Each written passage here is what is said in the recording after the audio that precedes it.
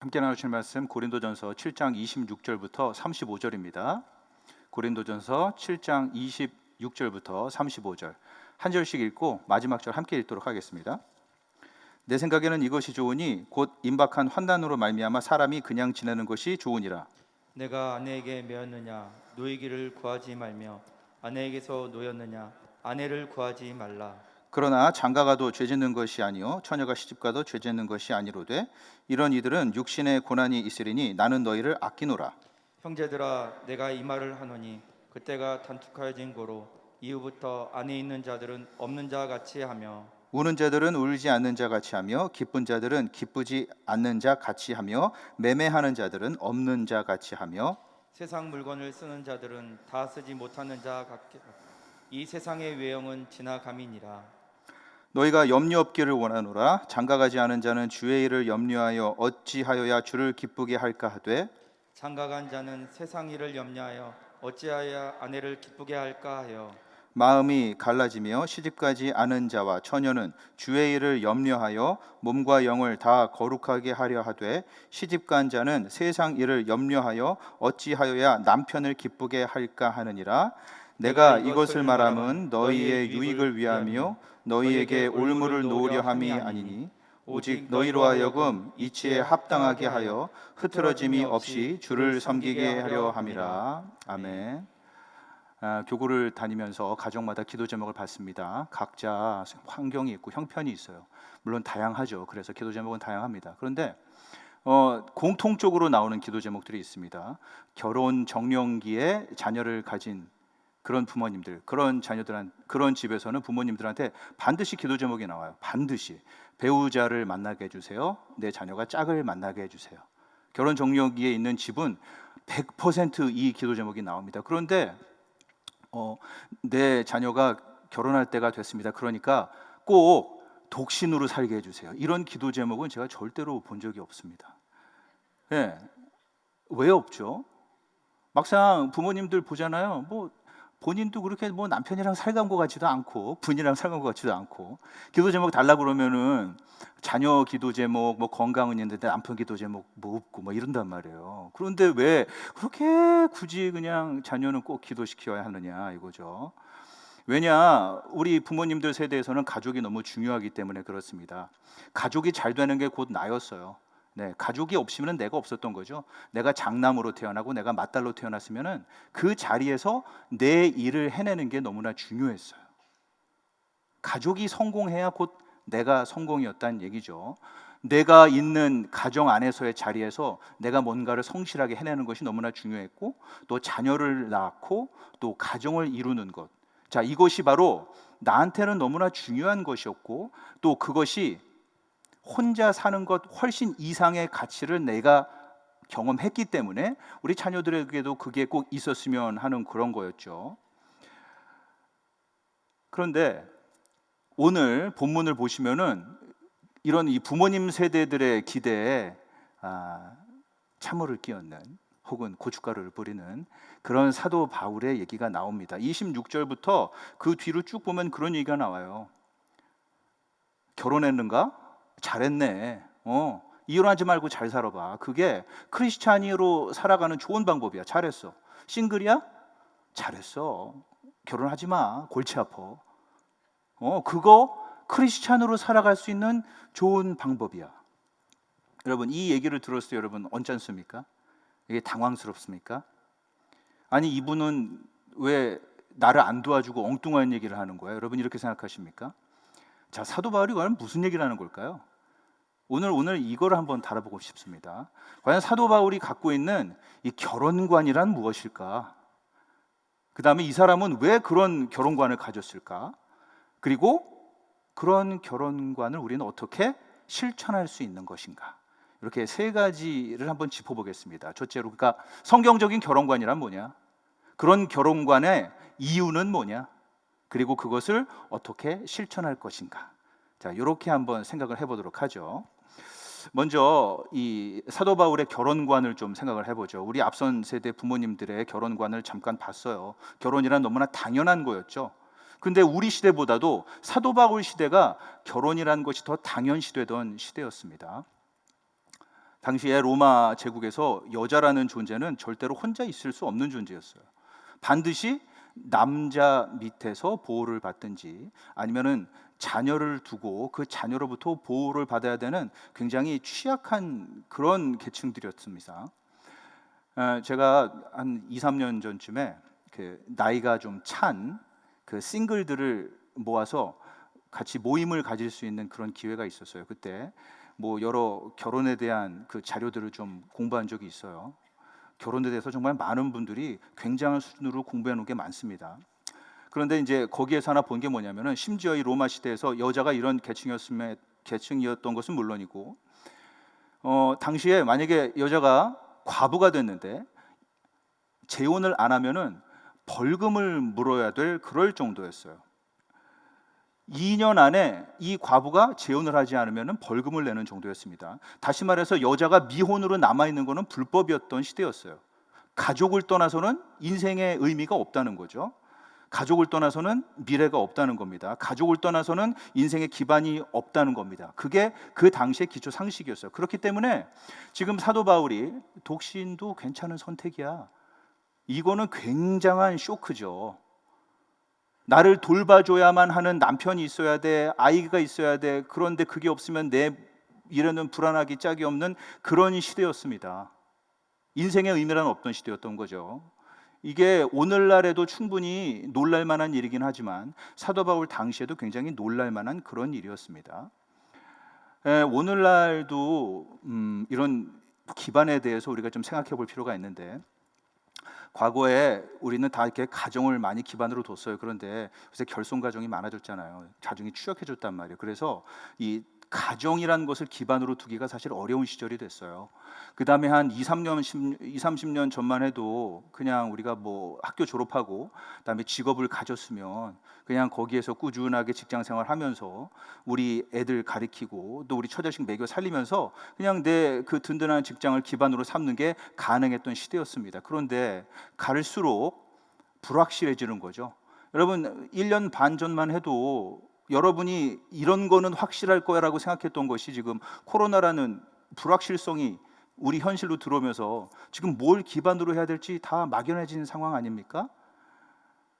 그전에는 나한테 가치가 있던 것, 그전에는 나는 살아있구나라는 그런 기분을 주던 것들이 있었는데 이제 그런 것들이 더 이상 제 기능을 안 한단 말이죠. 근데 문제는 뭐냐? 우리는 밥만 먹고 사는 사람들이 아니잖아요. 우리는 그냥 배고플 때 먹으면 되는 게 아니잖아요.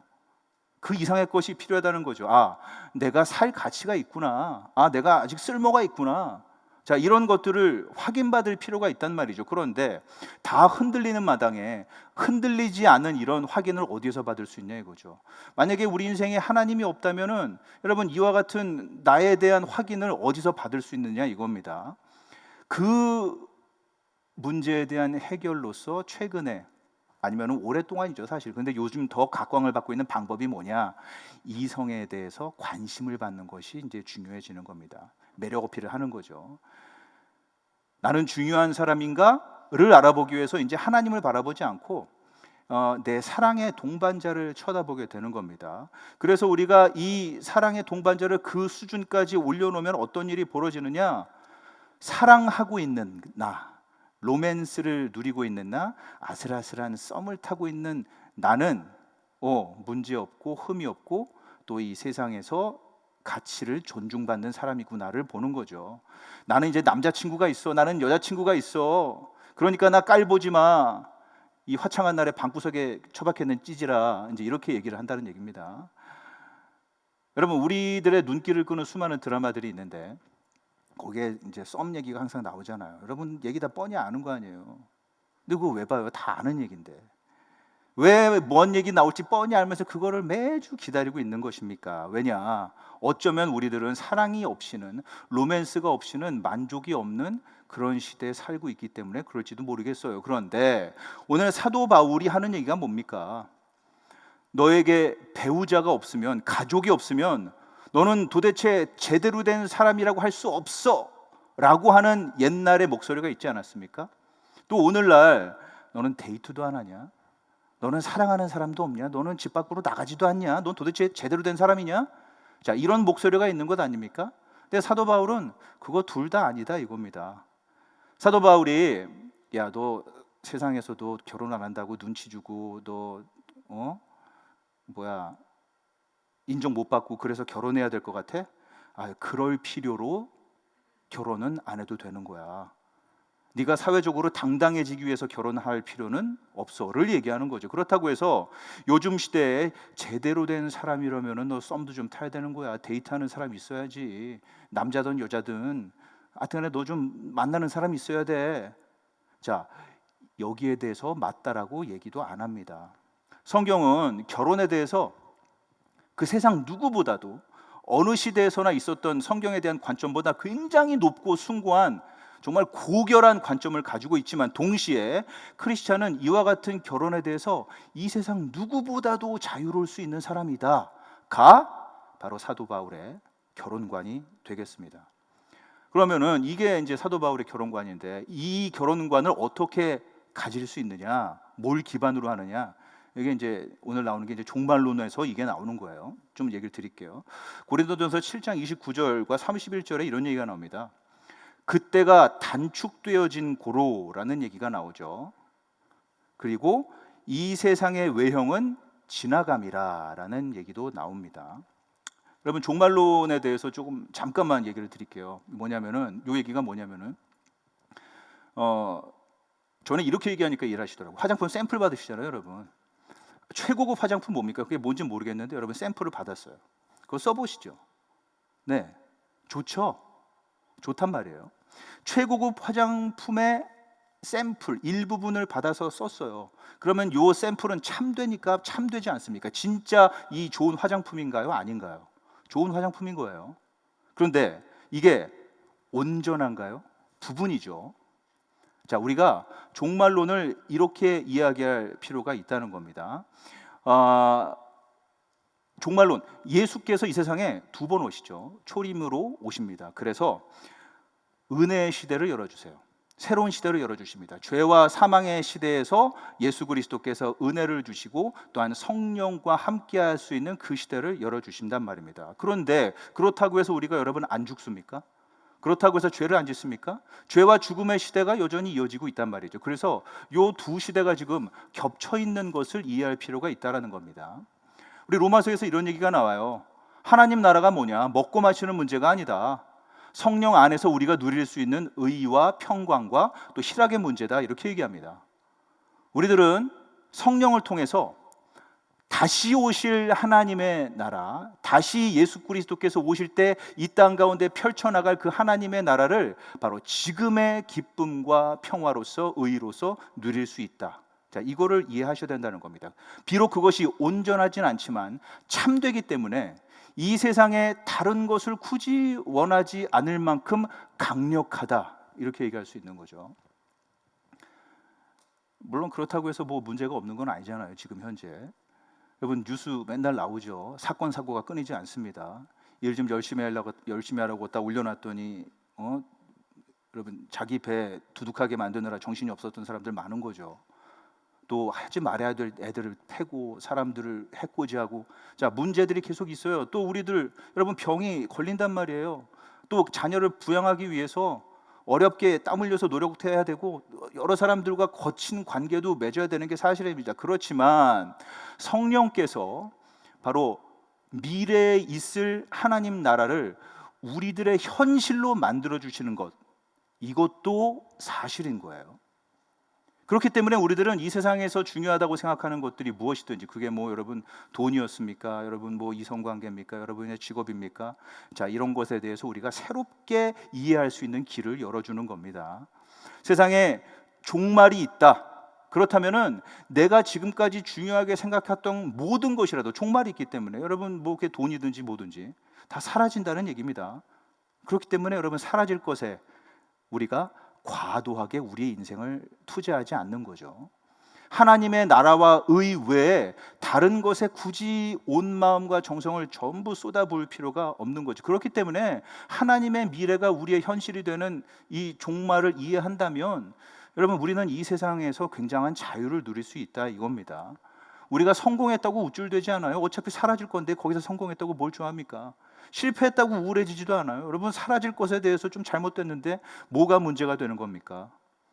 진짜 성공이 우리 하나님 안에 있기 때문에 그렇습니다. 진짜 누릴 수 있는 재물이 있는 것도 되고 없는 것도 되는 것은 진짜 재물, 그분이 바로 하나님 자체이기 때문에 그런 거죠.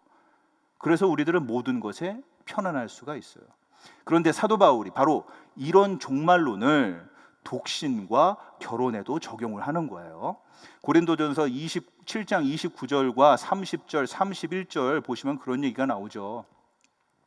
안에 있는 자들은 없는 것처럼 살아라. 우는 자는 울지 않는 것처럼, 기쁜 자들은 기쁘지 않는 것처럼, 있는 자는 없는 것처럼, 물건 쓸 수 있는 자는 못 쓰는 자처럼, 이거죠. 우리들이 결혼했다고 해서 과도하게 막 우쭐거릴 필요도 없고, 우리가 독신으로 산다고 해서 기죽고 그냥 풀이 죽어 있을 필요도 없다, 이런 얘기입니다. 우리가 가정을 만들었느냐 안 만들었느냐, 자녀를 가졌느냐 갖지 않았느냐의 문제에서 자유로울 수 있다는 거죠. 왜 그러냐? 미래의 하나님의 나라를 지금 현실로 경험했을 때 가능하다, 이렇게 얘기하는 것 아닙니까? 그게 종말론을 바탕으로 한 얘기였으니까요. 자, 성령이 과연 이 독신과 결혼, 그리고 가정, 자녀의 문제에 있어서 어떻게 미래의 것을 우리의 현실로 만들어주느냐, 예수님이 그걸 얘기하시죠. 마가복음에 나오는 거예요. 마가복음 10장 29절부터 그 이후를 보시면은, 나의 복음을 위하여 집이나 형제나 자매나 어머니나 아버지나 자식을 전토를 벌인 자는 그 모든 것들을 100배나 더 받을 것이다라는 약속이 있습니다. 여러분, 예수님의 첫 번째 오심과 두 번째 오심 사이에는 바로 교회라는 성령의 전이 있는 겁니다. 바로 여러분들이 교회의 일부라는 거죠. 우리 모두가 형제 자매가 되는 공동체의 일부인 것입니다. 우리가 모두 하나님의 자녀라는 거예요. 우리들이 진정으로 마음 가운데 필요한 그 궁극의 가정, 천국의 가정이 성령으로 말미암아 지금 가능하게 되는 것이 바로 교회다, 이렇게 얘기하고 있죠. 예. 우리가 바로 교회에서 비록 부분적이지만, 그렇지만 참된 하나님의 가족을 누림으로 여러분 다른 것에서부터 자유로워질 수 있다라고 얘기하는 게 사도 바울이었어요. 여러분, 초대교회에서 왜 독신을 문제로 삼지 않는 겁니까? 자신의 미래가 가정이나 또한 자녀에게서 결정되는 것이 아니라 하나님께 달렸다라는 의사 표시가 바로 독신이었다는 겁니다. 자녀가 없는 자들은 바로 미래에서부터 다가오고 있는 하나님의 가족에게 자신의 소망을 둔 사람이었어요. 그렇다면 독신은 이렇고요. 여러분, 결혼한 사람들은 어떻습니까? 그래서 자녀가 있는 사람들은 어떤 겁니까? 그 사람들은 그럼 하나님의 나라의 소망을 안 둔 사람인가요?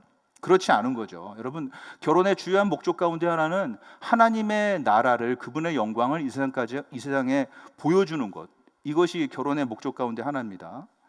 이 세상의 공동체를 통해서 하나님이 어떤 분인지를 보여주는 게 결혼의 목적 가운데 하나예요.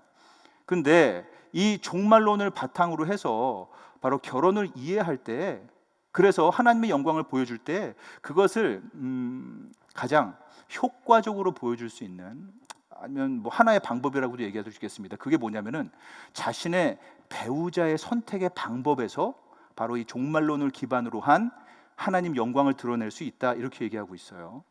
여러분, 배우자 선택에도 바로 조금 전에 얘기했던 바가 큰 영향을 끼친다는 겁니다. 성경은 사실 여러분, 같은 믿음을 갖지 않은 사람과 결혼하지 마라, 이거 분명히 얘기해요. 오늘 고린도전서도 나옵니다. 7장 32절부터 해서 그 뒤에 쭉 보시면요, 너희가 염려 없기를 원하노라. 장가가지 않은 자는 주애를 염려하여라. 어찌하여 주를 기쁘시게 할까 하되 장가간 자는 세상의 애를 염려한다. 아내를 기뻐할까 한다. 장가간 자는, 이렇게 얘기하는 거죠. 마음이 갈라지며 시집가지 않는 자와 처녀는 주의 일을 염려하여 몸과 영을 다 거룩하게 하려 하되 시집간 자는 세상 일을 염려하니 어찌 남편을 기뻐하게 할까, 이걸 염려한다, 이렇게 되어 있는 거죠. 여러분 보십시오. 결혼하지 않았을 때 우리는 염려하는 바가 하나 있죠. 어떻게 하면 하나님의 일을 해낼 수 있을까?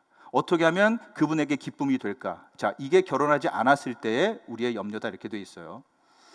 자, 우리가 언제나 무엇을 하든지 바로 뭐 하나님의 영광을 위해서 무언가를 해야 된다, 이런 얘기죠. 그렇다면 여러분, 언제나 무엇을 하든지, 자, 독신일 때는 아까 하나님 영광으로 사는 게 가능하다고 그랬어요. 그런데 결혼했을 때는 안 된다고 그랬어요. 그런데 결혼했어도 여전히 하나님의 영광을 위해서 그분의 기쁨을 염려하면서 살아가는 방법이 그럼 뭐란 말입니까? 하나죠. 독신일 때 똑같이 하나님의 기쁨과 그분의 일을 염려하던 사람끼리 만나서 결혼하는 것 말고는 여러분 다른 방법이 없는 겁니다. 그렇기 때문에 일부러 믿지 않는 사람과 결혼하는 분이 혹시나 있다면 그것은 하나님의 결혼에 대한 의미, 전도, 또 그분의 나라를 보여주는 그런 의미를 잃어버린 것이라고 얘기할 수 있겠어요. 여러분, 결혼한 크리스찬이 하나님의 나라를 증거하는 방법 가운데 한 가지, 어쩌면 가장 주요한 방법 가운데 하나는 배우자 결정이 아닐까 생각을 합니다. 만일 하나님의 나라라는 것이 협상 불가능한 결혼의 1번 전제 조건이라면 그러면 여러분 여러 가지를 놓치게 될 가능성이 많아요. 주 안에서 내가 결혼을 해야 된다, 사람을 골라야 된다, 여러분 앞에 창창한 가능성들을 다 놓칠 가능성이 있다는 얘기죠. 그래, 어장에서 여러분 물고기가 다 빠져나가는 거예요. 인재풀이 마른다 이거죠. 하지만 크리스찬이 타협하지 않고 미혼으로 남는다는 것은 그 사람이 바로 하나님 나라를 위해서 여러분 값을 치르고 있는 것이라고 얘기할 수 있겠습니다.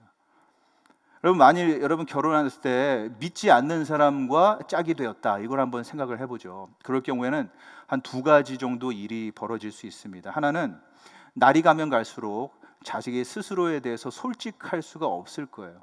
여러분 진짜 제대로 된 그래요, 건강한 크리스찬이다 본인이, 그러면은 아마 예수 그리스도와 나와를 떼어놓은 채 생활하는 것이 어려울 겁니다. 복음과 나와는 무슨 상관이지를 항상 고민하면서 살아갈 거예요. 내가 알고 있는 배웠던 진리를 어떻게 실천하지? 뭐 이런 것들을 고민하면서 살아가지 않겠습니까? 그래서 만약에 영화를 고를 때도 가면서 내가 여기서 영화표를 사면은 이 이익이 저 영화사로 가는데 저 영화사가 음란한 영화들 또 동성애 영화를 후원하는 그런 영화사더라고. 자, 이거를 고민할 수 있다는 거죠. 예를 들어서 또 하나, 뭐 음식을 살 때도 음료를 마실 때도 가면서 이 음료 회사 이거 이단 후원하는 회사인데, 여러분 모든 영역 가운데에서 예수 그리스도와 나와를 상관 지으면서 성실하게 살아가고자 하는 것이 건강한 크리스찬이라고 할 수 있겠죠. 인생의 결정을 내릴 때도 성경적으로, 하루를 시작할 때도 말씀과 기도로 시작하는 것, 이런 걸 원하는 겁니다. 그런데 이런 나의 신앙에 대해서 내가 솔직하게 실천하려고 할 때 믿지 않는 짝이 어떻게 반응합니까? 지루해하는 거죠. 아니면 진저리를 칩니다. 아니면 기분이 나빠질 수도 있어요. 작작 좀 해, 웬간히 좀 해. 자기 왜 이렇게 거기에 편중돼 있고 치중돼 있어? 무슨 광신도 같아. 여러분 이런 얘기를 듣게 된다는 겁니다. 아니면은 여러분의 양심 가운데 여러분이 가장 귀하게 여기는 그 예수 그리스도를 중심에서 밀어내는 일이 생길 수도 있습니다. 내가 예수 그리스도에 대한 열정에 찬물을 끼얹을 수도 있는 거죠. 왜냐, 내가 예수 그리스도를 중심으로 모시면은 마치 배우자는 동떨어져 있는 사람으로 느껴질 가능성이 있어서 그래요. 물론 뭐 비신자들을 만나지도 말라는 얘기는 없지만 비신자와 결혼하지 말라는 얘기는 분명하게 있습니다. 이게 왜 그러느냐, 여러분은 예수가 중요하기 때문에 11조를 내고 싶단 말이에요. 얼마를 벌든지 간에. 그런데 왜 하나님께는 절대로 빠지지 않고 11조를 내고 또한 각종 헌금을 내는데 왜 나를 위해서는 돈을 안 쓰는지 이해가 안 가는 거죠.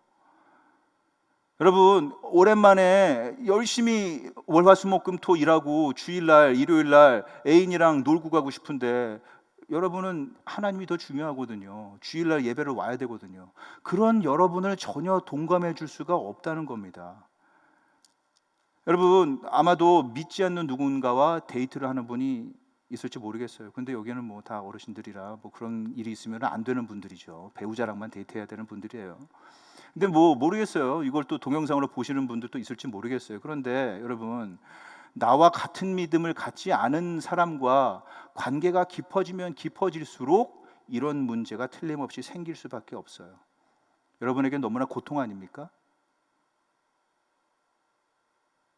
여러분이 마음 쓰고 관심을 갖고 있는 그 배우자가 혹은 여러분의 짝이 이해할 수 없는, 납득할 수 없는 그런 결정을 여러분 내릴 수밖에 없다는 거예요. 이게 얼마나 고통스럽습니까? 하지만 여러분, 결혼해서 우리가 뭘 기대하는 겁니까? 나를 진정으로 이해해 줄 수 있는 사람, 있는 그대로의 나를 받아줄 수 있는 사람, 이제 이런 게 필요한 거잖아요. 나를 감출 필요가 없는 사람을 만나고 싶어 하는 거죠. 내 주변에 항상 가까이 있는데, 그래서 내가 어떤 사람인지를 너무나 속속들이 다 아는데, 그럼에도 불구하고 나 같은 사람을 피하지도 않고, 그러므로 나 같은 사람을 떠나지도 않고 버리지도 않고 여전히 나를 원해주는 그런 사람, 여러분, 이런 사람을 결혼 상대자로 만나고 싶어 하는 거죠. 내가 이런 사람과 함께, 그리고 나도 그 사람에게 이런 사람이 돼 주어서 서로의 발전을 위해서 살아가는 것. 다시 말해서 여러분, 거룩을 추구하면서 살아가는 게 결혼 아니겠습니까? 이게 이제 성경에 나오는 결혼이죠. 그렇기 때문에 여러분, 결혼 생활이 왜 항상 행복해야 됩니까? 여러분, 결혼 생활이 왜 항상 완벽해야 됩니까? 두 죄인이 만나서 거룩을 향해 살아가는 삶인데 여기 얼마든지 삐걱거릴 수가 있어요. 여러분, 얼마든지 고통스러운 날들이 결혼 가운데 있을 수 있습니다. 심지어는 대단히 아슬아슬한 그런 날들도 경험할 수가 있어요. 그게 이상한 게 아니라는 거죠.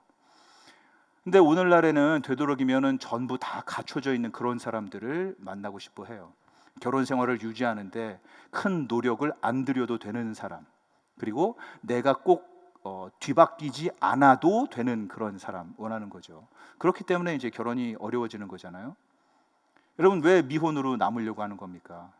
희생하지 않고 내 생활을 지킬 수 있으니까. 이게 결혼 생활을 또한 어렵게 만드는 이유일 수도 있겠어요. 하지만 여러분, 우리들에게는 어떻게 하면 용감한 독신 혹은 적절한 결혼이 가능할까요? 아까 35절에서 말한 것처럼 흐트러짐 없이 주를 섬기는 독신, 흐트러짐 없이 주를 섬기는 결혼. 자, 이런 게 어떻게 가능하냐는 거죠.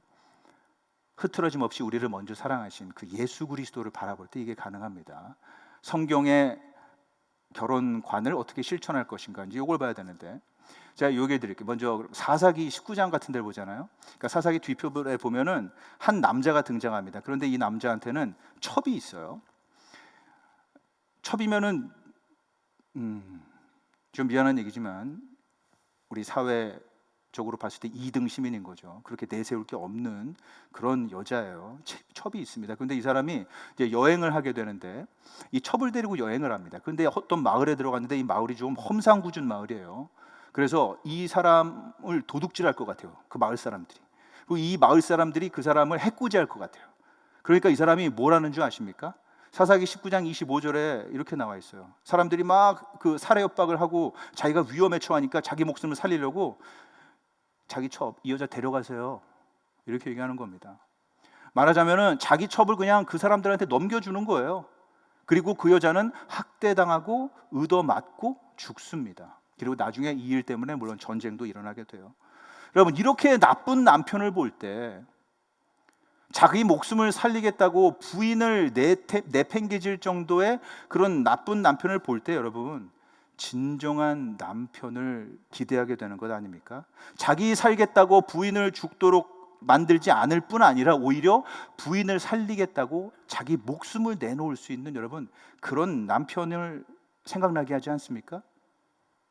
예수께서 과연 어디서 어떻게 이런 일을 하신 겁니까? 예수님께서 천국 밖으로 끌려가시는 거죠. 그리고 인간이 됩니다. 우리 고린도 후서 같은 데 보면 이렇게 돼 있어요. 예수 그리스도의 십자가 사역은 신랑이 자신의 신부를 구출하는 것으로 표현을 합니다. 고린도후서 11장 2절이죠. 또한 요한계시록 같은 데 보시면요, 우리의 종말의 때를 바로 그 예수 그리스도와의 결혼으로서 표현을 합니다. 다시 말해서 예수 그리스도께서 죄인인 우리를 자신의 정결한 신부로 맞아들이기 위해서 자신의 목숨을 치른 것, 여러분, 우리의 신랑이 바로 예수 그리스도라는 겁니다. 나는 나의 것이 아닌 거죠. 예수께서 값을 치르고 나를 부인으로 찾아오셨어요. 배우자를 삼아 주셨다는 겁니다.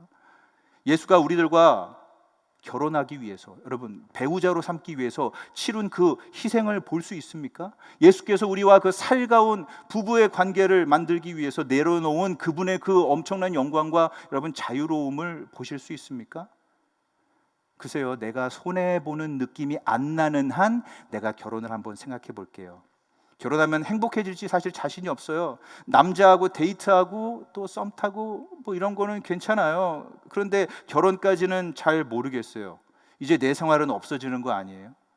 여러분, 그러나 예수께서 과연 뭘 얘기하고 있는 겁니까? 나를 진정한 배우자로 삼아라. 그러면 독신이든 결혼이든 뭐든지 괜찮다. 너를 위한 진정한 배우자의 사랑을 나로부터 받아라. 너의 발전을 위해서, 너의 구원을 위해서 진짜 신랑인 내가 감수한 그 희생을 만끽해라. 그러면 결혼하지 않고도 하나님 나라를 살아낼 수 있는 힘이 생길 것이다. 네가 결혼했느냐? 네가 만약에 나를 이해한다면 너를 거룩하게 만들기 위해서 천국 배우자인 내가 희생한 것 같이 너도 너의 배우자의 거룩을 위해서 희생하며 살아갈 수 있는 힘이 생길 거다. 여러분, 예수님이 우리들이 너무나 죄인인 것을 알았음에도, 우리가 이등 시민인 것을 알았음에도 우리들을 떠나지도 않으셨고 피하지도 않으셨고 여전히 나를 원해 주신다라는 것, 바로 우리들이 그렇게 기대하던 궁극적인 배우자가 되신 사건, 여러분, 이게 바로 십자가 되겠습니다. 이 천국 배우자의 사랑을 여러분 진정으로 만끽할 수만 있다면, 그러면 최고의 것을 얻었는데 내가 뭔가를 얻어내기 위해서 결혼해야 할 필요가 없어지는 거겠죠. 이 천국 배우자의 사랑을 내가 진정으로 만끽할 수만 있다면 나를 행복하게 만들어주지 않고 있는 지금의 육신의 배우자도 사랑하고 희생할 수 있는 자원이 생기는 거겠죠. 여러분, 미혼이십니까? 여러분, 괜찮아요. 하지만 여러분, 주변의 강요 때문에 그냥 내가 뭔가 부족하니까 나를 채우기 위해서 결혼하지는 마십시오. 하나님의 뜻을 따라서 내가 곁에서 평생토록 도와줄 수 있는 사람, 그리고 나와 같은 믿음을 가진 사람을 찾아보십시오. 여러분, 행복한 결혼을 누리고 있습니까? 여러분, 예수 그리스도를 진정한 배우자로 삼시기 바랍니다. 여러분, 만일 그렇게 하지 않는다면 여러분 가정이 우상이 되는 겁니다. 여러분의 배우자에게 여러분 엄청난 부담을 지어주는 거예요. 여러분, 결혼 생활이 혹시 불행하십니까? 우리 예수 그리스도를 진정한 배우자로 삼으시기 바랍니다. 그렇지 않으면 여러분 너무나 크게 낙심돼요. 그렇지 않으면 여러분 너무 절망이 큽니다. 오늘 우리 예수께서 말씀하십니다. 나를 유일한 진정한 너의 배우자로, 애인으로 삼아라. 여러분, 이와 같은 우리 예수 그리스도의 제안에 여러분 승낙하시고 그분을 영원한 나의 배우자, 참된 배우자로 삼아서 여러분이 미혼이건 기혼이건 어디에서 어떤 모습으로 지내건 일관되게 흔들림 없이 그분을 위해서, 그분의 나라를 위해서 살아갈 수 있는 여러분 되시기를 우리 예수 그리스도의 이름으로 기도합니다.